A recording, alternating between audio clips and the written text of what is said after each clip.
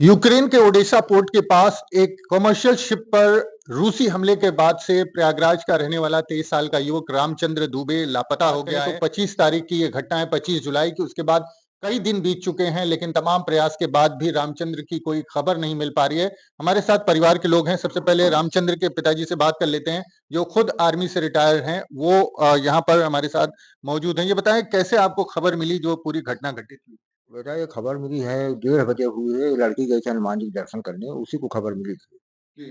कि आपके भाई की इस तरह से लापता है। किस तारीख को? 26 तारीख। 26 तारीख बेटा। उसके एक दिन पहले बात भी हुई थी। हाँ, एक दिन पहले का 24 को बात हुई थी बेटा। जी। और उस दिन फोन आना था, फोन आए किए नहीं थे 25 को। जी। हाँ, तो अब तो लगभग हफ्ता भर हो गया है, आप लोगों ने काफ़ी प्रयास भी किया होगा। क्या-क्या, कहाँ-कहाँ संपर्क किया आप लोगों ने? बेटा तकरीबन हर जगह संपर्क किया गया, भेजा गया, कोई जवाब कहीं से आ नहीं रहा बेटा। सर ये संपर्क नहीं हो पाता है। जी, आप बताइए, आप चूँकि आप रामचंद्र की माँ हैं, आपको कैसे खबर लगी कि वहाँ से जो रूसी अटैक हुआ है, जो पोर्ट के पास? वो लड़की क्या कहना चाहेंगे? कुछ कहना चाहेंगे सर? भैया ला दे। माँ को पीएम मोदी जी से प्रधानमंत्री पीएम मोदी जी से कह के आप गुहार लगाइए कि मेरे भाई को कहीं न कहीं से ढूँढ के लेके आएँ। जी। से आज 1 हफ्ता हो गया, क्या कोई सूचना वगैरह नहीं आई? कहीं से कोई खबर नहीं आई? कोई सूचना नहीं, कोई खबर नहीं। जहाँ कहाँ हूँ भैया वहाँ भगवान मिलावे हमें। वहाँ के न्यूज़ में देख जाके मुलाकात उनके 2 आदमी रेस्क्यू किए गए। रामचंद्र की माँ हैं हमारे साथ, उनका रो-रो के बुरा हाल है। उनका कहना है कि काफ़ी प्रयास किया गया, लेकिन कोई खबर नहीं मिल पाई है। आप लोगों की तरफ से आपके परिवार के लोग दिल्ली तक गए और वहाँ उन्होंने तमाम जो अभी भी वो दिल्ली में ही है सर। जी, क्या कह रही हैं? हम कहना चाह रहे हैं कि अभी भी मेरे भाई आज हफ्ते भर से दिल्ली में ही है। मेरे 4 भाई दिल्ली में पड़े हैं सर। मेरे चाचा भी दिल्ली में हैं। मेरे चाचा गए थे, वो भी वापस आ गए हैं, लेकिन कोई वहाँ से कुछ भी हाथ नहीं लगा। वहाँ के सांसद संजय सिंह से को भी लेटर दिया गया सर।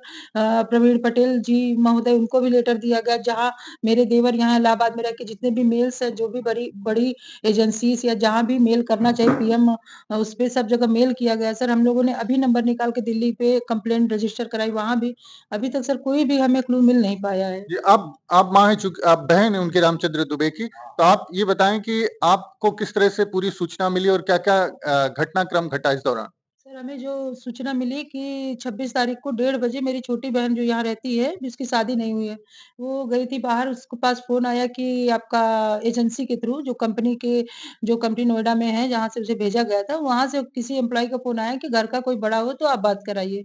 तो मेरी बहन घबरा गई और उसने मुझे उसको मेरा नंबर दिया।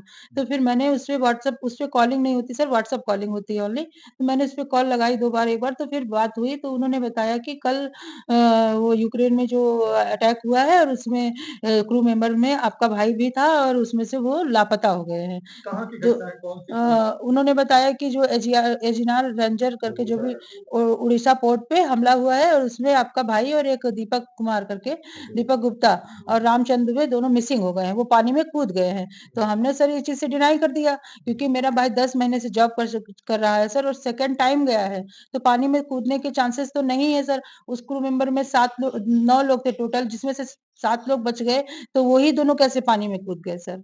और अगर पानी में कूद गए तो 1 हफ्ते हो गया, उन लोगों को खबर हमें 26 को मिली सर, जो कि हमें 25 को मिल जानी चाहिए थी।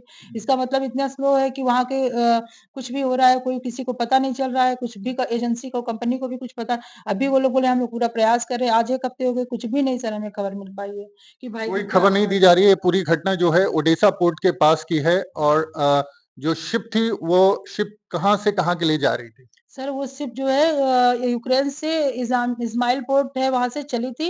वहाँ यूक्रेन का पायलट था जो कि यूक्रेन की रिवर से क्रॉस करा के रोमानिया के पास जो ये मतलब रोमानिया बॉर्डर पड़ता है और ये उड़ीसा पोर्ट पड़ता है सर। जी। वहीं से पायलट को उतरना था और इसके बाद जो है ये शिप आगे ये लोग लेके जो 9 क्रू मेंबर थे वो लोग लेके चले जाते। पायलट को मिला के उसमें 10 लोग थे सर। पीछे से बता रहे कि पायलट बोट भी आ रही थी पर पायलट बोट ने पायलट ने इशारा किया कि 2 लोग पानी में गिर गए हैं, जो कि पहला ड्रोन अटैक हुआ तभी। तो पायलट बोट भाग गई सर, उन्होंने कोई भी रिस्पॉन्सिबिलिटी नहीं ली, कुछ भी नहीं खोजा। उसके बाद दोबारा से 10 मिनट बाद एक अटैक हुआ, फिर उसके बाद उनका कहना है कि 3 फिर ये लोग मतलब वो 2 लोग तो पानी में गिर गए सर। बाकी ये लोग बता रहे हैं कि हम लोग अपना वहाँ से जान बचा के भागे हैं। कुल 3 ड्रोन अटैक हुए हैं उस दिन जिस हाँ। शिप पर आपके भाई मौजूद थे, उस पे 3 ड्रोन अटैक हुए हैं। लेकिन बाकी जो 9 लोग में 7 लोग थे उनका पता चल गया है, लेकिन एक बरेली के रहने वाले दीपक गुप्ता हैं और दूसरा रामचंद्र दुबे हैं जिनका अभी तक कोई पता नहीं चल पता पाया। नहीं चल पाया है सर। और वो जो शिप थी वो वहाँ से मक्का और यही ग्रेन्स यही सब कुछ लेके और ग्रीस तक जा रही थी सर। तो जब यूक्रेन से ग्रीस के लिए शिप निकली थी। जी सर, यूक्रेन से ग्रीस के लिए निकली थी सर। और जो बीच में जो पोर्ट रोमानिया का बॉर्डर पड़ता है सर, तो वो हो सकता है रोमानिया कंट्री में चला गया हो। और ऐसा तो नहीं है कि कोई एजेंसी यहाँ से रोमानिया में नहीं है। अगर बच्चा पानी में नहीं है और इतना कोई गहरा सागर नहीं था सर, जिस तरीके से बताया जा रहा है, नदी को आप समझ सकते हैं कि नदी से सागर की दूरी ही 3-4 किलोमीटर थी, जहाँ से उसको रुक के पायलट को उतरना था। और वो चला जाता पायलट बोट से। हाँ, मतलब पायलट बोट से चला जाता, फिर कैप्टन आगे अपनी शिप लेके जाता, जो वहाँ का मतलब रूल है सर, जो बताया गया। बाकी उसके बाद से कुछ भी नहीं खोजा गया, कुछ भी खबर नहीं आई सर। वो लोग अपनी-अपनी जान बचा के सब भाग गए। और अभी तक हमें सरकार से हम इतना रिक्वेस्ट कर रहे हैं कि हमारी गुहार कहीं तक तो लगे सर। कुछ तो हो, हमारे भाई का कुछ तो खोज खबर मिले सर। हम सिंह लेके तो नहीं बैठ सकते ना सर। हमारे घर में आप जो हाल है आप देख ही रहे हैं कैसे। आप उनकी बहन हैं, क्या नाम है आपका? मेरा नाम सर सीमाक्षी है। सीमाक्षी, आप भी बहन ही हैं। आप बताएं कि आपको किस तरह से खबर मिली और क्या आपके पास जानकारी? मेरी सिस्टर ने मुझे मैं हैदराबाद में रहती हूँ, अच्छा, वहां से आई। वहाँ से मैं आई हूँ। मेरी सिस्टर ने मुझे कॉल किया कि अभी पैनिक नहीं होना है। मैं सोची क्या हो गया, ऐसा क्या पैनिक नहीं होना है? उन्होंने बोले कि भाई मिसिंग है। वो मुझे उस मिला उस दिन संडे के दिन मुझे ये न्यूज़ दी मेरी बहन ने। तब से उसके बाद से सर आप सारे देख ही रहे होंगे, उन लोग का कोई जवाब है नहीं।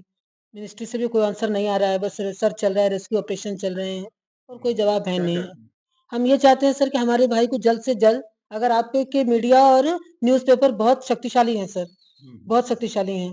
कम से कम हमारी ये गुहार पीएम तक एस जयशंकर तक ये लगाई जाए कि हमारे भाई को ढूँढा जाए, उस पर काम पर फ़ोकस किया जाए। किसी का बच्चा गुम है, कोई परेशान है, कम से कम उसको कुछ न्यूज़ तो दें, हैं? भारत के 2 नागरिक नहीं मिल रहे हैं। भारत अपने इतना मजबूत स्थिति में भारत है हर जगह, विदेशों में, फिर अपने नागरिक को ढूँढने में ये लोग क्यों इतना डिले कर रहे हैं? हम यही चाहते हैं सर कि भारत सरकार हमारे भाई को ढूँढे, दोनों नागरिकों को अपने ढूँढे। जी। तो पूरे परिवार की यही इच्छा है कि सरकार कम से कम इस पूरे मुद्दे पर रिस्पॉन्स करे, क्योंकि सबसे ज्यादा निराशा उनको इस बात की है कि सरकार की तरफ से कोई जवाब नहीं दिया जा रहा। और जिस तरह से बरेली के रहने वाले दीपक गुप्ता और प्रयागराज के रामचंद्र दुबे 2 युवक थे जो रशिया के हमले में, रूस के हमले में गायब हुए हैं। और ये हमला हुआ था ओडेसा पोर्ट के पास, जो कि यूक्रेन में है। और उसके बाद से उनका पता नहीं चल पाया है। जो जानकारी मिली भी थोड़ी बहुत, तो उसमें बताया गया कि वो पानी में कूद गए हैं, लेकिन उसके बाद से उनका कोई पता नहीं चल पाया है। तो परिवार निराश है, माँ का रो रो के बुरा हाल है। और परिवार लगातार प्रधानमंत्री नरेंद्र मोदी और भारत के जो विदेश मंत्री हैं एस जयशंकर, उनसे अपील कर रहा है कि वो प्रयास करके उनके बेटे का पता लगाएं। कैमरामैन विजेंद्र कुमार के साथ मानवेंद्र प्रताप सिंह, न्यूज लीडर, प्रयागराज।